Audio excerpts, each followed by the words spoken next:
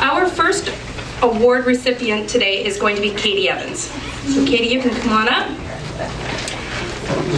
Katie was riding in a vehicle with her mother and her 23-year-old brother. Her brother had suffered a stroke about 6 months earlier and now has trouble swallowing. While in the car, he choked on some food that he was eating, which completely obstructed his airway. Katie quickly and calmly performed the Heimlich maneuver and cleared the food blockage, effectively saving her brother's life. The award sponsor today is the Cooperators Insurance Group, and we have Julia White with us today. The certificate presenter is Acting Chief Waterloo Fire Rescue Larry Broussard. And Katie, thank you very much.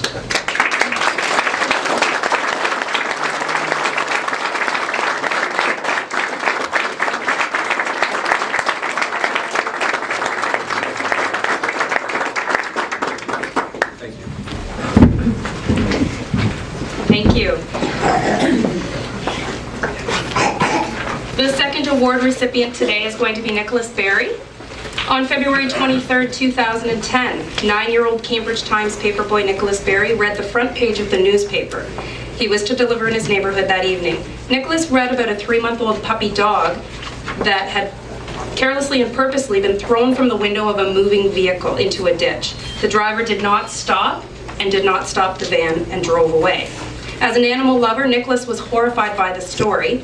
The article continued to say that the puppy was picked up by another vehicle and was transported to the Cambridge Humane Society, where it received medical attention from the staff there. Directly below the article was news about the annual Kids Bowl-a-thon, which raised funds for the Cambridge Humane Society. Nicholas decided right there to make a difference and contacted the Bowl-a-rama to help raise some money for the Cambridge Humane Society. To kick off his fundraising efforts, Nicholas decided to donate his entire paperboy paycheck for the month of February to the Humane Society. Nicholas had just begun his job at the Cambridge Times 1 month before that. He donated his entire second paycheck. In order to raise awareness and funding for the worthwhile cause, Nicholas, with help from Mom and Dad, prepared some pamphlets telling the story of the poor puppy and the very worthy cause he was supporting through the Humane Society.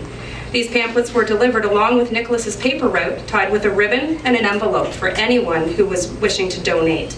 The neighborhood was very generous. To think this day and age, people actually put cash and checks into a small envelope and hung them on the front door. But it worked. So on 3 occasions, there were people actually chasing behind Nicholas as he delivered his newspaper to hand him money for his cause and wish him good luck and a great job.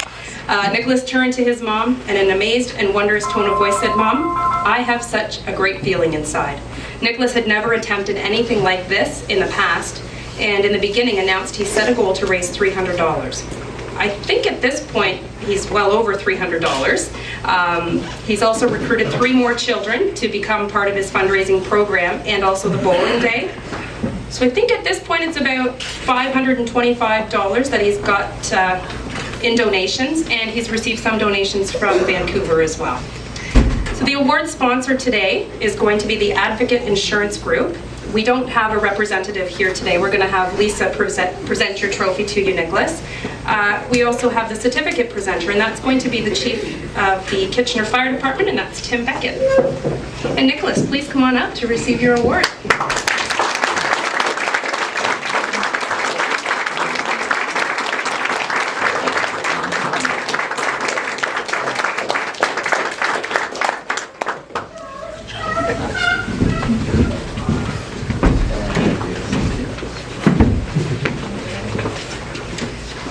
And next on our list we have Alex Chicello. Alex was en route to school on the morning of June 2nd, 2009 when he observed a lost child on the corner of Churchill Drive and Berkeley Road in the city of Cambridge. The child was later identified as Hannah Dale. She was 7 years old. She was crying for her mother. Alex stopped. He comforted the child. Alex was able to determine where the child resided and assisted in returning her to the home. Constable Crisco was notified of the occurrence by another citizen. The area was checked for the lost girl with negative results. Constable Crisco located Alex, who advised that he had actually already returned the child home. So a check of Hannah's residence was conducted, and it was determined that she had been reunited with her mom, and she was safe. So Constable Crisco was extremely pleased with Alex's actions and quick thinking, along with his willingness to lend assistance to a child in need. Constable Crisco attended both Alex's residence as well as his school to notify them of Alex's good deed. So the award sponsor for Alex today will be a representative from Tim Hortons. His name is Graham Oliver. Our certificate presenter will be the Chief of Waterloo Regional Police Service. That's going to be Chief Matt Trigian. And Alex, please come on up and receive your award.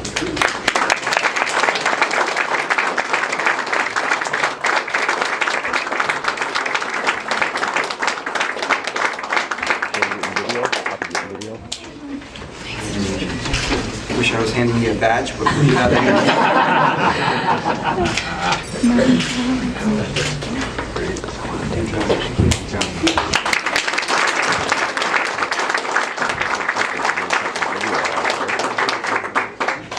Our next award recipient will be Noelle Newell.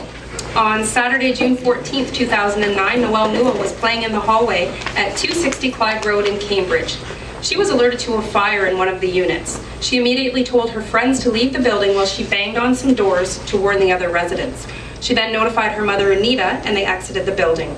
Noelle attended Manchester Public School at the time and remembers when the firefighters actually came to her school to talk about fire safety and the actions to be taken in the event of a fire. Due to the rapid spread of the smoke and fire at this incident, Noelle's initial actions and presence of mind had a definite impact on life safety, the ability for other residents to evacuate the building safely, and helped ensure the timely arrival of the Cambridge Fire Department. So today's award sponsor is going to be TD Canada Trust. We have Sherry Wiles with us today. The certificate presenter is going to be the Chief of Cambridge Fire, Terry Allen. And Noelle, please come on up and receive your award.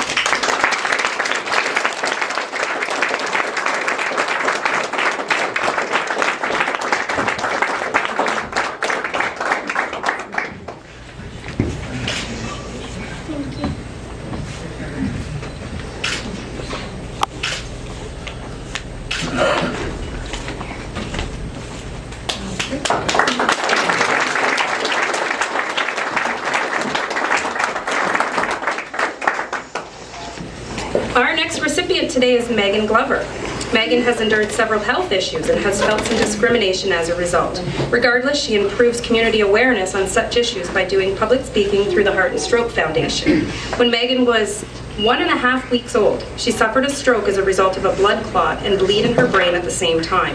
She also suffered seizures. She was diagnosed with CV factor-leading blood disorder, which tends to make her clot stronger and larger at times. From birth, Megan did immense occupational therapy and physiotherapy to reverse the physical side effects on the left side as a result of her stroke. At age 3, she was diagnosed with slight cerebral palsy. Her left leg is shorter and her left foot smaller than her right. She started physiotherapy once again and began wearing an AFO brace in grade 3. She received some teasing about this from children referring to the bionic leg. In grade 3, the seizures started again, and by the beginning of grade 4, she was diagnosed with epilepsy. By this time, she was struggling with some depression. Again, she became the victim of teasing by schoolmates. She chose to inform the class of what could happen to her, and for them not to be scared if she had a seizure. We were approached by, the family was approached by the local Heart and Stroke Foundation about Megan when the nominator was doing the Big Bike charity. They asked if she would be interested in becoming a spokesperson and telling her story to educate and raise awareness in our community. Megan was thrilled and immediately started going to charity functions in different schools to tell her story in her own words. She has taken a negative situation and turned it into something positive and rewarding for both her and the people she speaks